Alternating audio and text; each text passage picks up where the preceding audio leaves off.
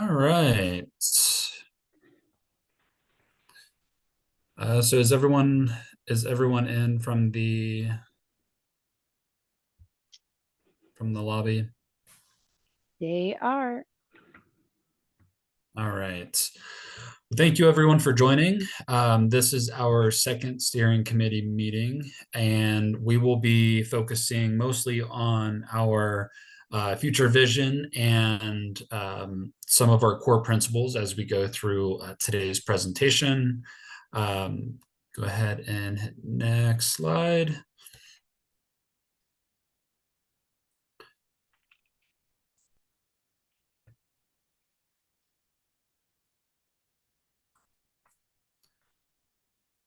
So a few of our steering committee members were not able to join us last week. So if we want to do some quick introductions for anyone who was unable to join our last steering committee meeting, feel free to jump in and introduce yourself. If you'd like to give just a brief introduction on who you are and your relationship to Elbert County.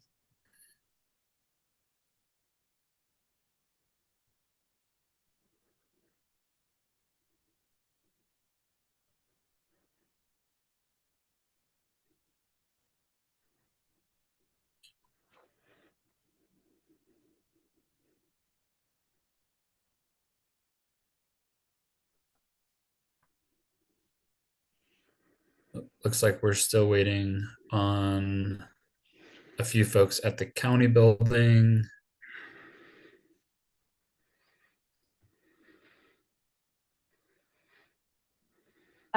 Jennifer, you do have, we need the video to share the screen. You do have capability to put yourself on camera with your accounts. It looks like you just have it turned off on your end.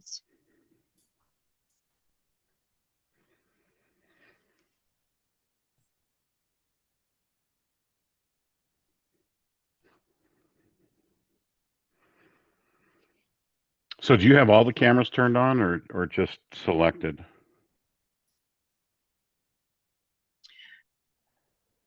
Are you asking us? Or I'm asking you.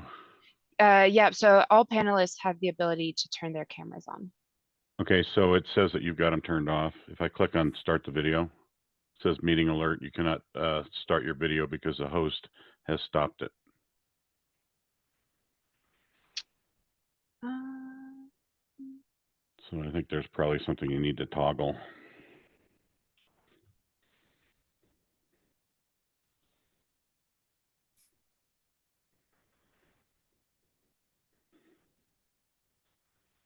how about now? There we go. Oh, there you are. Perfect. And Jennifer, 3 people not able to get in. I'm not sure what the issue is on their end. I see a few people in the waiting room, but none of them are steering committee members.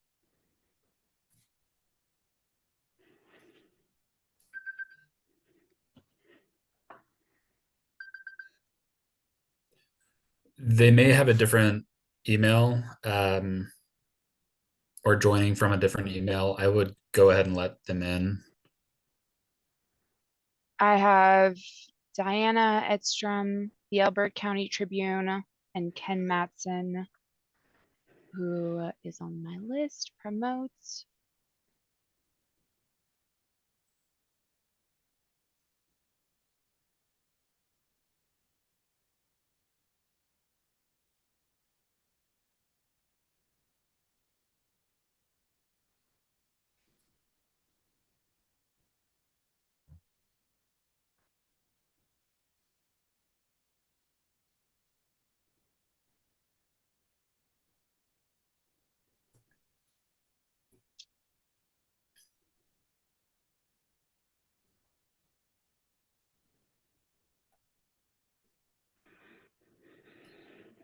All right. Should we go ahead, or Jennifer, would you like us to wait on you all?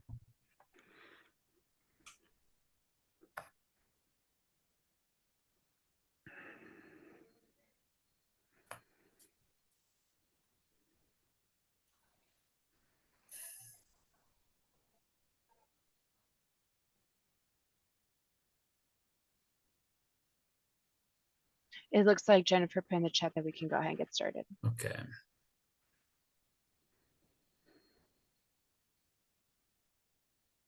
Okay, let's go ahead to the next slide.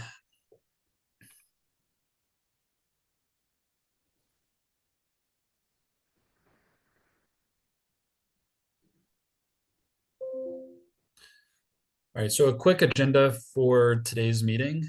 We will be recapping the first meeting and then going through the community engagement update, and then also reviewing the comprehensive plan structure as we have right now, and then also opening it up for group discussion for the steering committee to discuss a more refined vision and our core principles. And then we'll go through our schedule update and next steps.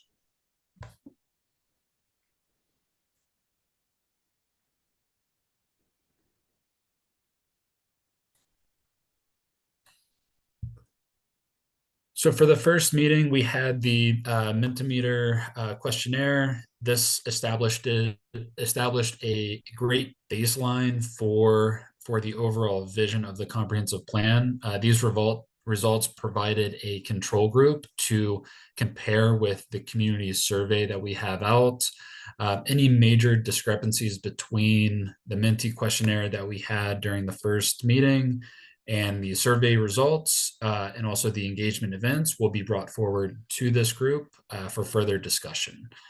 And the Mentimeter questionnaire, just as a reminder, does not replace the community survey. Rather, it reinforces our findings as we move forward.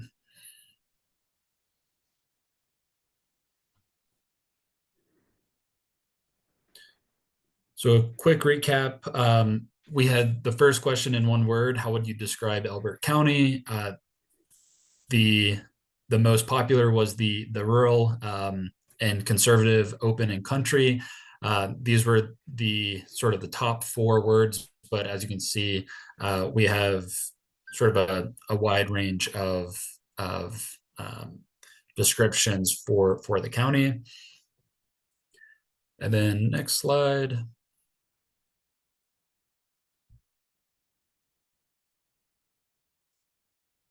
We had a ranking of what the county's top priorities should be when planning for the future. And the top one was protecting open space, farmland, and natural resources, followed by preserving the county's unique identity and heritage.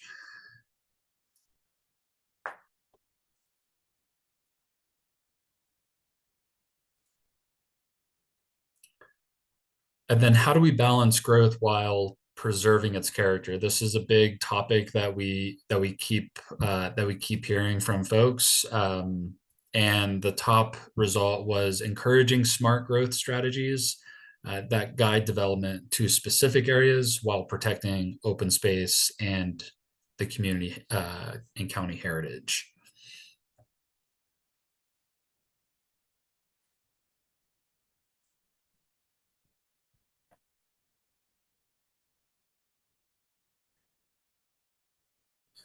So a quick update on the community engagement. We have, as of last week, we have 426 responses. I believe this is up past 580 right now. And we also tabled at the Elbert County Fair on August 2nd. This was a great chance to speak to not only Elbert County residents, but also some visitors as well. And it overall just reinforced the need to preserve the rural character within Elbert County. And a few of the 3, I guess, top main topics of discussion included roadway improvements, parks and open space, and how do we limit growth to preserve that county character.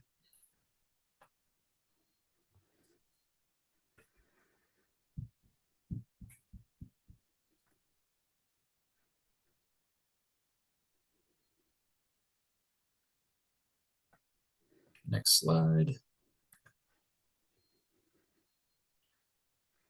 So a few upcoming items with community engagement. the survey will be open until September 5th, and we will also be in attendance at Simla Days on September 1st on Labor Day. The first open house is tentative as of yet, but we're aiming for Thursday on October 2nd, and then the second open house we're aiming for Thursday, November 13th. Chris, did you have a question? Yeah, just a comment on the Mentimeter, since you're past that. You know, those are preloaded questions. I'm very familiar with it. It's a tool that I use, and I just want to kind of put a placeholder in here moving forward that on the balance and reviewing sort of the responses in the presentation last week, we left out, or there's a bias away from water, and I think water's certainly a big issue, and I'm sure there's other issues too, but I think water is just a huge issue, and I think that the questions on balance sort of don't capture that the way I would like to see it captured. And so if you could keep that in mind as we're moving forward, and maybe adjusting how we're presenting some of this so we can capture concerns about water and renewable water, things like that. Thank you. Absolutely. And water will be a main topic of discussion as we get further along in this process. We have a whole wastewater, water supply team that will be joining us, and we'll have some discussions around what the implications around water are, and how do we move forward with sustainable growth in terms of water supply, water quality, and water distribution. Just one comment to that. If you could provide the link to the most recent water plan, that would be helpful as well. Right. And I could run that down too, but you may have better access to that. So I can go ahead and drop that in the or water chat. study. Sorry, water study.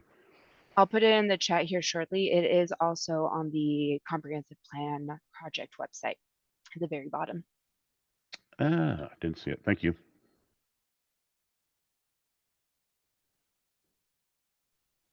Sorry about that. I think it just kicked me out, but I am back. All right, next slide.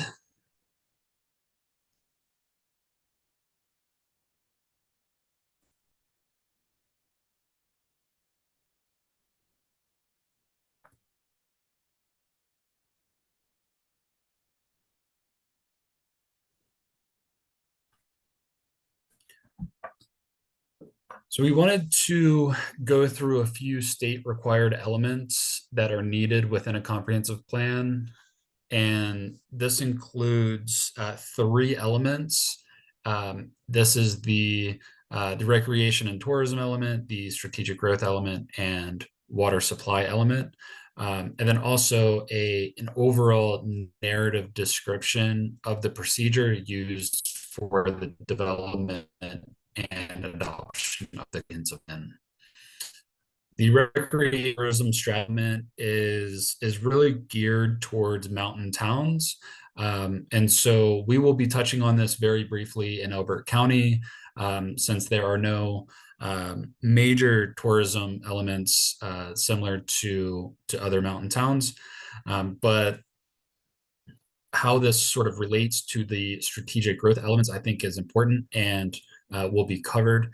And the strategic growth element is also in relationship to the water supply element. So basically understanding at what point and at what degree the county and the jurisdiction needs to grow or can grow or would like to grow, and then how does water supply fit within that strategy? So how does if we want to grow by X amount, and we have water that would supply or be adequate for a percentage of that growth, that's those are the sort of the items of discussion. So we want to make sure that we have a balanced growth strategy when it comes to the overall overall vision of the county and then what the county can supply in terms of water. Joe, did you have a question? Yeah, thanks, Blake. I'm just curious on the water study. Does it incorporate fire prevention? I'm the treasurer of Elbert Fire Department, and I know what the calculations are per home count. Is that in conjunction with what studies are being done or will be done? So we'll be looking at that when we get into the more water discussion. I'll have partners in the meeting with us, and they can go through sort of an analysis of that water study. I know that there was a lot of questions surrounding what the implications of that water study were and how the data was pulled. So we'll be getting into that a little bit further. Perfect, thank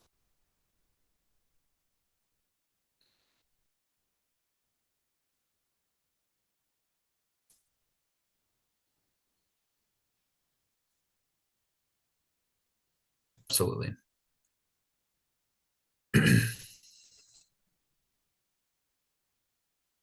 Excuse me, Blake, could I help you out a little bit here? And then a few recent bills that were passed.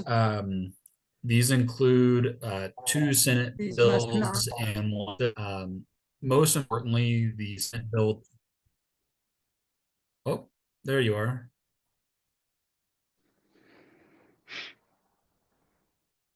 Are we getting kicked off? Technical difficulties?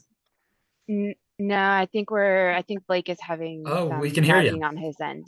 Yeah, Yeah, I think his internet's unstable. Yeah.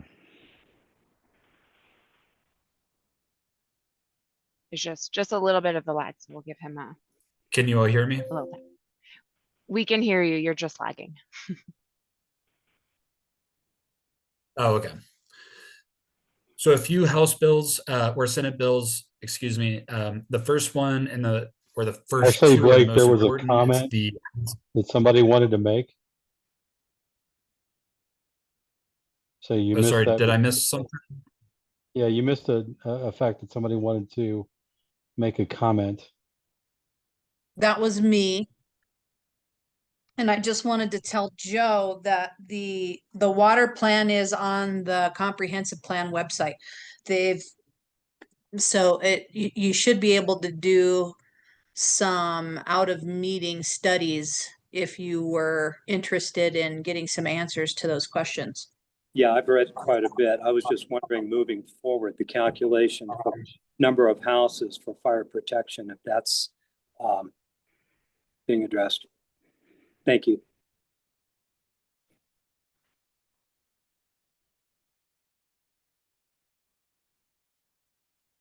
All right. And I guess we can go for it. I turned off my video to see if that helps. So Quite a first, bit. the Senate Bill 24-174 addresses two housing elements, and the housing needs assessment, which was adopted back in 2022 for Elbert County, that addresses challenges with identifying the needs, the housing needs throughout the entire county, and based on income level. And then also the HAP, which is the Housing Action Plan, will need to be adopted by January 1st of 2028. Both of these pieces are not a part of the comprehensive plan effort, but the two elements that are, like I said, is the water supply element and the strategic growth element. And we can go on to the next slide.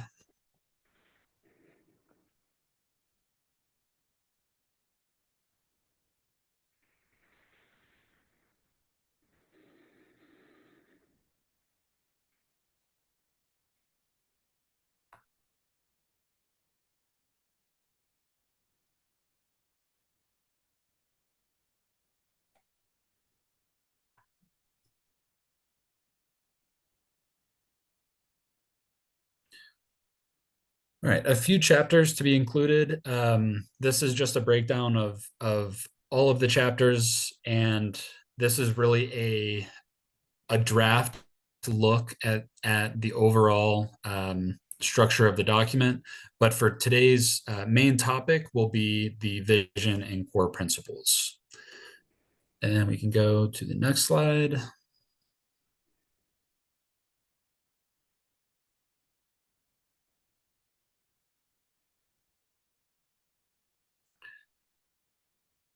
So the comprehensive plan vision statement will serve as a foundational guide for the plan. This is essentially our compass. Whenever we're talking about strategies, policies, we will always go back to how it implements the vision of the comprehensive plan. And then a little bit further, the core principles will serve as a refined values and priorities to supplement that vision statement. So the core principles get a little bit more detailed in their description and how they serve the vision statement. Jennifer, do you have a question? I've got a question. Yeah. Can we go back a couple slides about the housing needs assessment? Why don't we need that in our report? So the housing needs assessment is not a part of the scope of the comprehensive plan. These are two different efforts. Okay.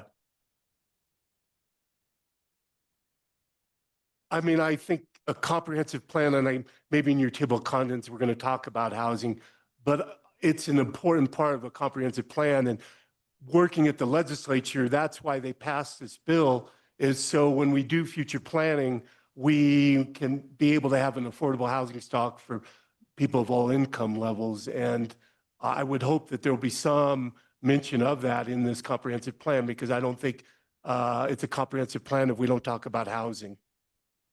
If you're in the room, can you identify who you are that's doing the talking, if you don't mind? Yeah, likewise. And the people who are on video, I'm having a hard time because you're on top of it and I can't see. So I think for future, if everybody could identify themselves when they're talking, that would be helpful for everybody on the committee. I'm Perfect. Steve Belserovich. Thank you. Thanks, Steve. This is Kevin Kirkwood, by the way.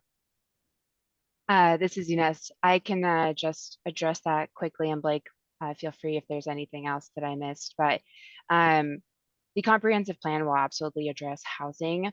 It doesn't address it to the depth that a housing needs assessment and a housing action plan addresses it, though. Those two, the HNA and the HAP, as we call them, are both very extensive research documents. They go deep into data analysis, and that just goes beyond what the comprehensive plan typically does.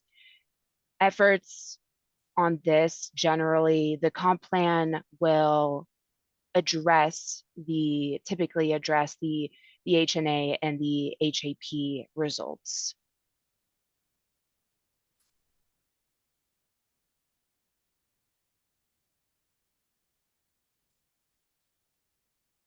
When I looked at Steve Belserovich, when I looked at the language of Senate Bill 174, and I'll look at it when I get home tonight, it mentions comprehensive plan and housing needs assessment.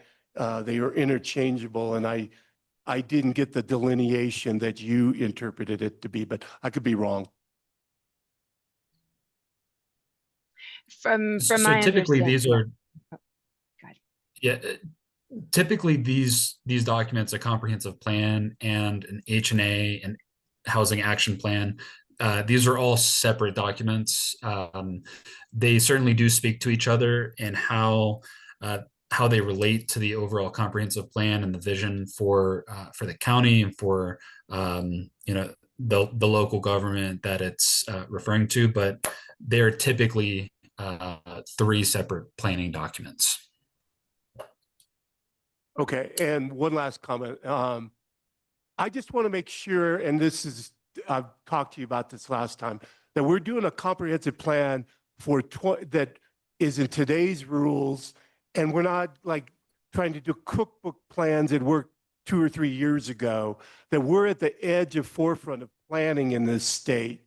And I'm a little worried that we're doing just sort of checking the boxes of what we need to do and not thinking outside the box about having a plan that will work and is forward thinking, is what the legislature wanted when they passed Senate Bill 24-174. Thanks.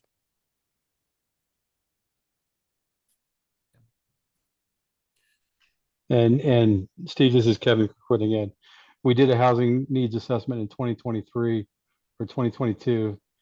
It was conducted by a company out of California that didn't quite understand how we comprehensively look at our housing needs in Elbert County. So I'm not sure that it's viable at this point.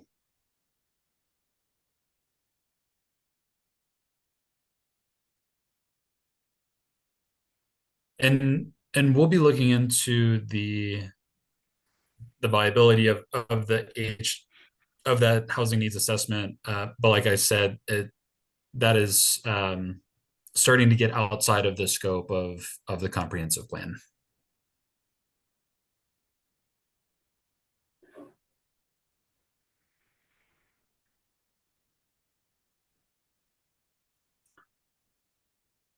Blake, I've moved over a few slides to, I guess, back to where we were. So you should have that loading in just a moment. Okay, thank you, Inez.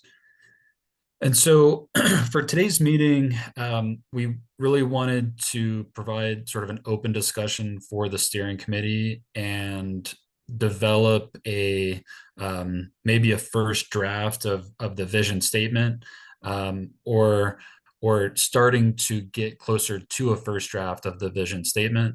And a vision statement is meant to be aspirational, it's meant to be future focused and foundational to the overall comprehensive plan. And this provides, like I said, a guide for all of the goals and strategies found in the later portion of the comprehensive plan. And each goal and strategy will need to reinforce that vision statement. And a quick example of an overall vision statement for a comprehensive plan is provided here. So a place where rural heritage, natural beauty, and community values are preserved and celebrated, a future where progress and preservation go hand in hand, ensuring that the community remains a distinctive and welcoming place for generations to come. So that's a quick example, and we can go to the next slide. But we want to get your all's take on what your vision statement is for the comprehensive plan. And after this meeting, we'll be going back and summarizing all of the feedback that we hear today, and the feedback that we've gotten over email, and sending it out for further revision. So the purpose and intent of today's meeting, like I said, is to workshop that vision statement. We don't anticipate reaching a final statement today during this meeting, but we want to get at least a little bit closer to the goalpost there. So we sent out some homework assignments to the steering committee. We asked the committee to provide 1 to 2 sentences for your vision for Elbert County, and I will sort of open it up for group discussion. If anyone would like to kick us off on what their 1 to 2 sentences for their vision would be, if you don't mind, feel free to unmute yourself or raise your hand, and we can go ahead and get started.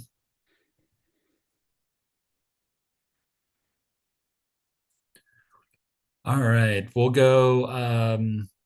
Ken, we haven't heard from you today, so go ahead and get started. All right. What I put for the vision statement is Elbert County is a family-friendly community that cherishes its agricultural heritage, rural landscape, and small-town character. It is important to our community that future generations will be able to experience the natural beauty and rural traditions of Elbert County. Oh, I like that. Does anybody have any Could I any questions? Can I make a quick request? If you're reading it, if you have it written somewhere and you don't mind putting it in the chat for us, we'd really love that. Thank you. Okay. Yeah, I have it on a different computer. All right. If it's an issue, don't worry about it. You can email All it right. over to us afterwards. Thank Yes, you. I will. Okay. Right, I will open it up just in response to Ken's vision statement. Does anyone have any challenges to that? Any concerns? Any additions?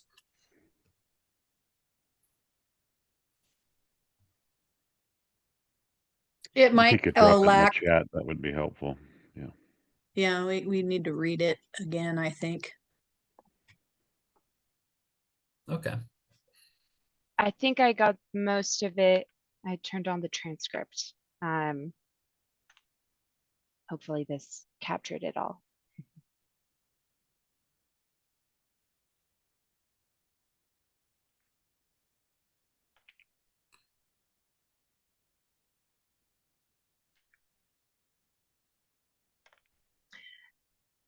And I see there's a few others in the chat as well. Like, do we want folks to read what they've plugged in or state a comment on? Yeah, I guess let's go with the folks that have their hands up, and then we can circle back on this. So Joe, do you want to go next? Yes, thanks, appreciate it. I did a little background on the current growth of the county, and I was a little surprised what I found.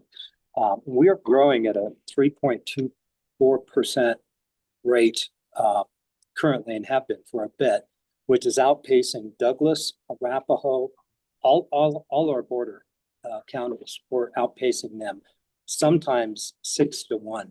And so with that in mind, 90% of our workforce, according to the Housing Economic Development Study, goes somewhere else to work, which means they shop somewhere else and things like that. So here's mine based off some of the things that I was looking at.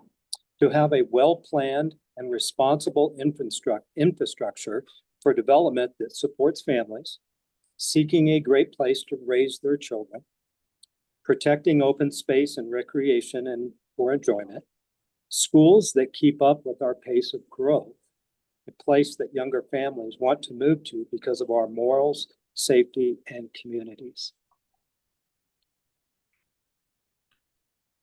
Oh man, that covers a lot. That covered a lot of ground there. Thank you. And we'll move over to Kevin. Would you like to go next? Sure, I'd love to.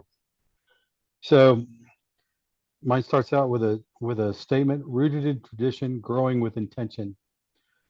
We envision a county where enduring values of faith, family, and hard work shape a thriving rural community. Guided by stewardship and respect for our agricultural heritage, we commit to preserving open spaces, supporting local farmers, and fostering a way of life that honors our past while securing our future. Growth will be deliberate and well managed, ensuring that development strengthens our economy without compromising the character, culture, or natural beauty that defines us. Ooh, I think I just got chills. I really like the first rooted in tradition, growing with intention. That is, I gotta say that is catchy. Thank you. And I think it covers, I mean, it's only 6 words, but it covers such a large amount of ground there because, it goes back to, you know, the growth, and sustainable growth. So growing with intention, but also rooted with the tradition in the county. I love it. All right, and we'll move on to Kimberly. Would you like to go next? Sure.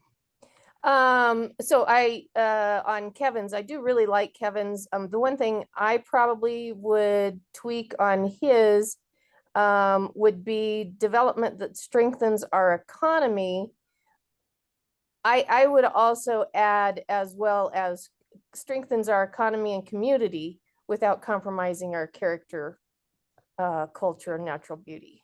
So that would be the one thing I would add on his. Mine was just kind of what to incorporate into it. You know, to protect what makes our county special, the open spaces, agricultural roots, and the small town feel.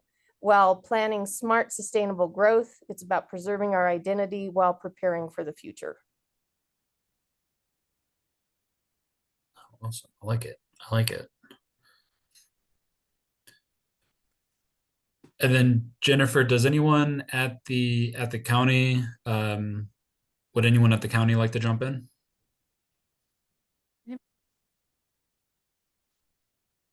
Yes, Blake, we have a couple folks who will take turns. Perfect.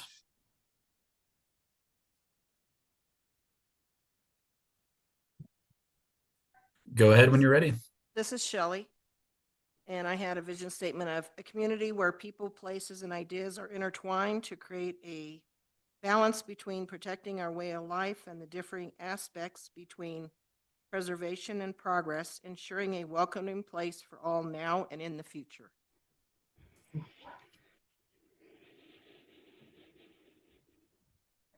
That's great. Thank you.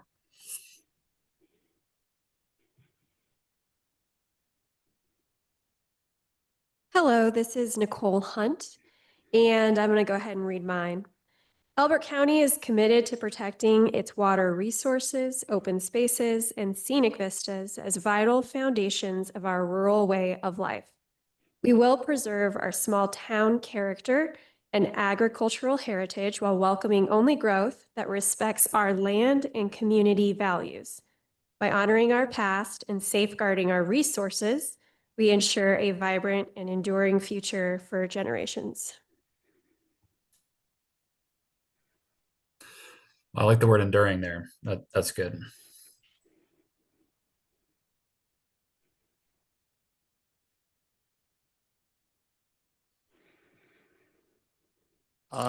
Steve again. First of all, they're all very good, and I don't have any qualms with any of them. I think they hit all the right notes. Mine is Elbert County should be a welcome and safe place for new and existing residents that manages growth in a planned, sustainable manner while preserving its agricultural heritage and rural character and protecting private property rights. Okay.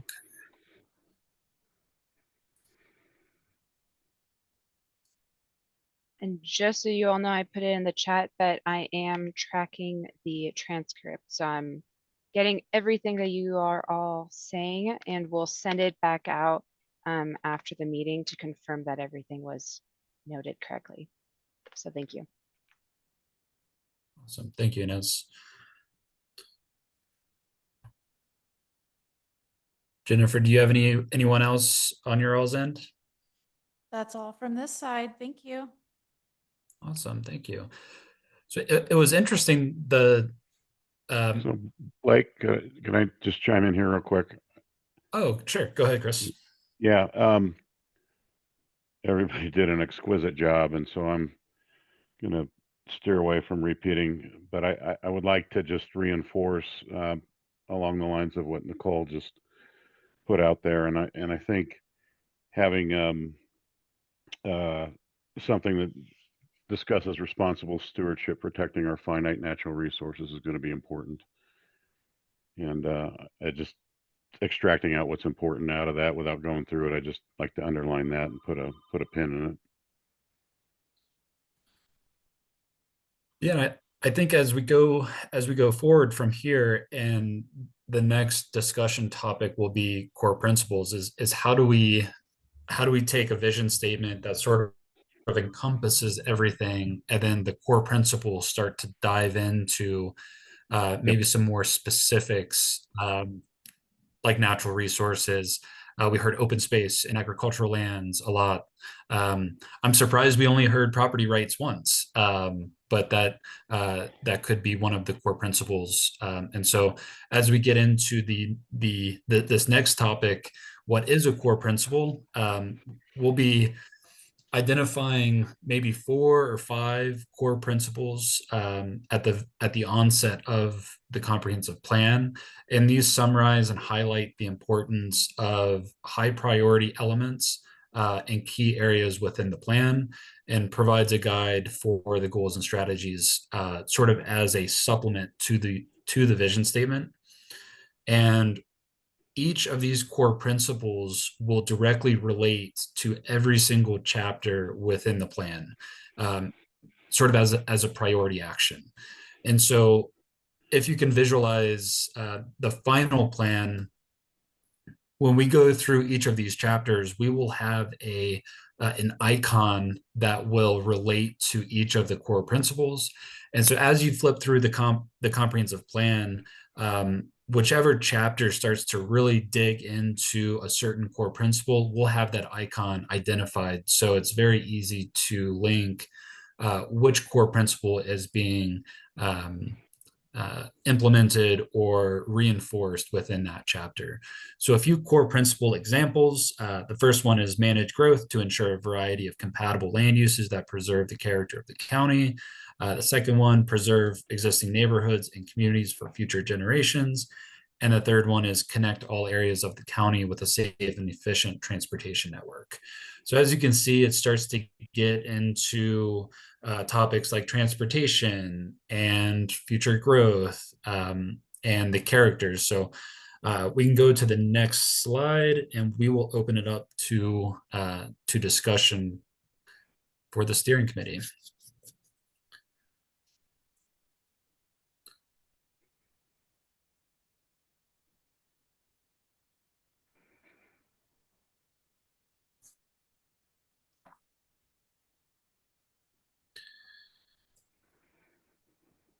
So like I said, the purpose and intent of these core principles are really short. They're just one sentence, and the intent of this meeting, this discussion today, is to identify maybe 4 or 5, 6 core principles, and I'll just hand it over to anyone else who wants to kick us off.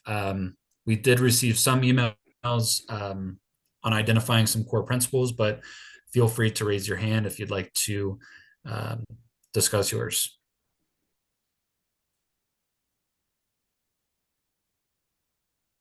Blake, we have one over here at the county building. All right, Steve Belcher over again. Strong public safety, and that includes fire protection, fire and police protection, a solid infrastructure, quality K through 12 school systems, economic opportunities for all residents, housing stock for all income levels, and a clean environment. Oh, that's great. Thank you, Steve. Joe, would you like to go next? Yeah, I'm going to second a lot that Chris said and what was just spoken. I think it's crucial to have a responsible water supply plan, not just for consumption, but for protection. So I'm a little partial being part of the fire department, but that's a big, big deal. So infrastructure plan in that direction is essential. And so maybe including hazard mitigation efforts in there as well. Yeah, and you know, one of the questions I would pose or ask is for future development, what is the requirement systems wise and storage wise for developments coming into the county? I know there's quite a few that have already been approved, but for beyond that, what are the requirements being held to the developers for storage just for water prevention? Because our fire departments, we don't have hydrants like most cities do and most counties do. Oh, okay, that's an interesting point. Thank you. Kimberly, would you like to go next? Certainly. So I pasted mine over in the chat as well, but I think I had a couple more than 4, but preservation of rural character and heritage, responsible and sustainable growth. I think in that also really sticks to, I really want to see developers pay their way and enhance the community, not just come in and put houses in. If they're going to be building here, I think they need to be an asset to the county, not just lining their pockets. Water stewardship. So I think if you put it as stewardship, that kind of incorporates the things that Joe was talking about, as well as, you know, stewardship kind of incorporates all of it, because then it's managing it, it's making sure we're protecting it. So economic vitality and diversity. Again, I think it might have been Joe also that mentioned that, you know, we have a lot of residents moving in, but everybody's working, you know, somewhere outside of Elbert County. So talking about the economic side of it.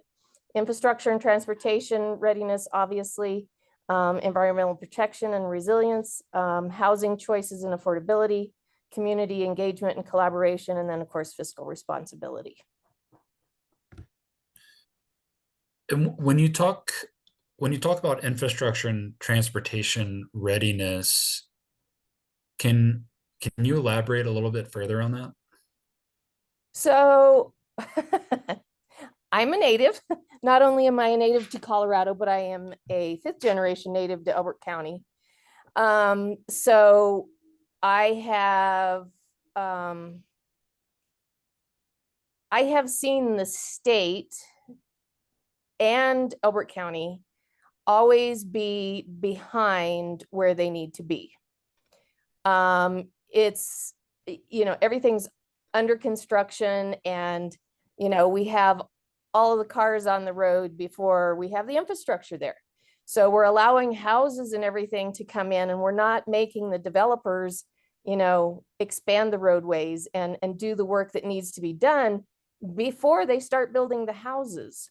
So I think there's some things that can be done that provides a better foresight and preparedness for that type of situation. And again, and I'll admit that I started on the development side, so I understand what it takes to develop a community and develop a subdivision and develop mixed use and everything.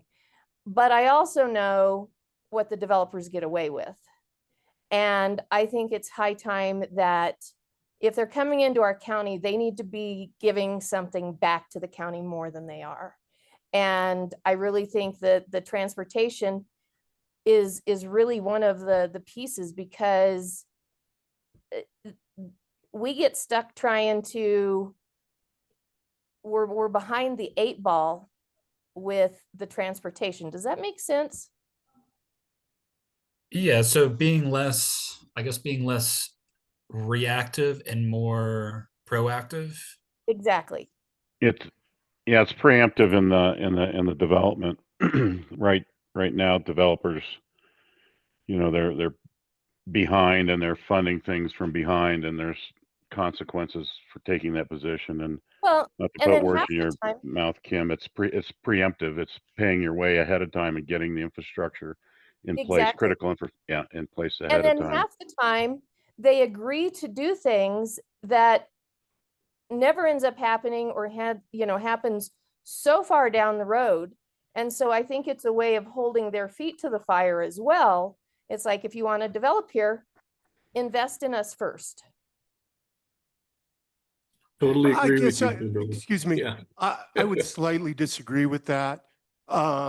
Most of the new developments, not only in Elbert County, but throughout Colorado, are in metro districts.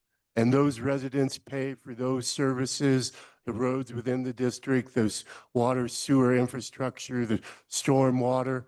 Also, I would sort of disagree that we have a 1% sales tax for roads and bridges dedicated in this county that the people voted for. So if you have more rooftops and more retail sales, you're naturally going to have more revenue to build those roads. I think it's unrealistic to expect at $1 million a mile for some highways, you're going to have developers do that. And I think it would be an economic loss for the county. Well, I think those are things that we need to have open discussions about, because I can also go back and point out areas where things haven't happened the way they were supposed to. And Elbert County is the one that ends up paying it, and our citizens are the ones that end up paying for it. So we can have those open discussions, but I think that's an integral part of what our comp plan needs to have in it. I guess the statement when you said half the developers don't fulfill their promises, I guess I don't agree with that generalization. I think there are bad actors in every industry, and those people need to be held accountable for. But to paint a broad stroke that the development community only half the time meets their promises, I don't agree with. That's fine. I would agree. I would agree with Kim. Yeah. And Yeah, I just got the data I'm to back also it up. I'm Yeah. also going to agree with Kim because Yeah. what we've seen is developers that overpromise and underdeliver Yep. in more cases than not. And Steve, I Correct. appreciate your comments, but we're not a metro district, and we need to be thinking about an overarching county plan as opposed to a community development plan. Mhm. Yeah, and if you look at all the development that has occurred so far and has been approved so far, you look at the finances of our schools, you look at the finances of our fire department, you look at the finances of our police department, they're suffering. There's no wealth in any of those areas, and they're coming to individuals in the community or trying to find alternative ways to be able to function. And that's a constant thing that's occurring in our county right now. And again, I think that's why we need to shift and be more proactive as opposed to reactive. Can I insert just a little calculation that I ran? If we continue to grow at 3.24%, okay, which is what our average is right now, way beyond any border counties, we will be in our 20 years from now the current size of Parker, Colorado, with 100,000 residents. Are we planning for that? I'll dispute those numbers too. I was talking to Representative Richardson, and I think they did a housing study a couple of years ago, and they said by 2050, they were talking about possibly 60,000, and that's been revised down to 40,000. I mean, I think one thing the facilitator can do, and I assume he will be doing it or they will be doing it, is giving us data and not making assumptions. I mean, these assumptions that you're saying are throughout the state of Colorado. I have clients throughout the state of Colorado, and this is a very good discussion by all means. But I don't think it's only confined within Elbert County. I think these discussions are happening, and I think it's a good thing throughout the state of Colorado. Well, I just pulled these numbers down from open source sources, so it's there for anybody to look at. That is our rate. So, and one thing I'd like to add to that, because I heard you mention Parker. If you look at Parker, if you look at their comp plan that they did in the late 90s, beginning of 2000, they had it figured out to where they could be sustainable. They would have the economics, they would have the jobs, they would have all of those things. We keep building rooftops, but we're not building any jobs. We're not doing so. If we're looking down the future like we're supposed to be in a comp plan, there's a lot of pieces that come into play, and all of those things have to, again, we have been shortchanged by a lot of developments. And so now we're doing a bit of catch up. But I think moving forward, we have to have the vision and the foresight to stand up and say, if you want to move into our county and you want to develop in our county, then you need to enhance our county. Thank you all for really good back and forth and discussion on this. We've got some great notes. We do want to be mindful of our time. It is 6:01. I know some folks did have a hard stop at 6. Andrea, we see your hand up. If you wouldn't mind putting it in the chat or emailing it to us, we'd really love that. And I'll move on to the last slide that we have. Blake, it's coming to you in just a moment. But we definitely, while that loads, encourage you all to please email us all of these comments over. I've been jotting them down as quickly as I can, and we'll make sure that they're correct by sending them over to you all afterwards. But yes, please don't hesitate to email them to us before. Thank you. Yeah, I dropped some in the chat too. So I appreciate it. I've been copying everything. okay, perfect. Awesome. Thank you, Inez. And this discussion today was really great, and we're going to continue this discussion into the next in-person meeting. So if you did have any thoughts that you weren't able to jump into today with, hold those tight, and bring those to the next discussion. On August 28th, we will be in person, and I anticipate the discussion that will, or the meeting that we'll be having on August 28th will be working through sort of a refined draft of the vision and core principles using what we heard today.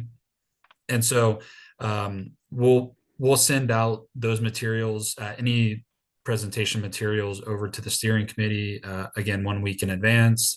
And then looking forward to the next meetings. As we started to get into this process, we understood that maybe the beginning piece, the vision, the core principles, those elements may take a little bit more time to bake with you all. So we did not want to rush it in any way. So therefore, we have 4 to be determined meetings from October to November. So hang tight on those meeting topics. And I'll add too that we will send out the calendar invitations for the meetings, and the ones that are virtual will have the Zoom link same as soon as we can, at least a week in advance. We're also posting those links on the project website for public attendees. Is the one on the 6th, September 16th, is that virtual? Yes, currently, yes. Okay.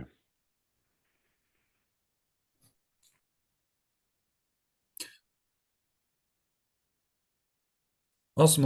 Well, like we said, if you have any questions, any concerns, any follow-up discussion items that you would like to reach out to us with, feel free to email either myself or Jennifer. Our emails are out there right now on the screen. And like we said, the next meeting will be in person, and we'll be following up with the steering committee with next steps. One thing I'd like is, can we get some state demographic data, and can we get some impartial third-party studies on what the population projections are for Elbert County I second that. from the consultants, please? Yeah, absolutely. We actually just started pulling that data. So Inez, let's get back to the office first thing on Monday and go through that data. Then maybe that can be sort of a package over to the steering committee so they can sort of read through those, have any questions prepared for the next meeting. And we could Yeah, probably also include the planned growth that's already been documented for Elbert County. And I think that plays into this conversation quite well. Mm-hmm. The more data we have, I think better, because we're not all experts on this, and I would like to be data driven the best we can. So the more data that the consultants can provide, we'd appreciate. Yeah, if you look at the 2024 water plan already, a lot of those numbers are in there too, Stephen. So. But keep in mind that the water plan doesn't include the consumption in the counties around us. So just know that going in, because there's some serious gaps in that. Mm-hmm. Awesome. Well, thank you all again for joining, and we look forward to our next meeting. Thanks, everyone. Thank you.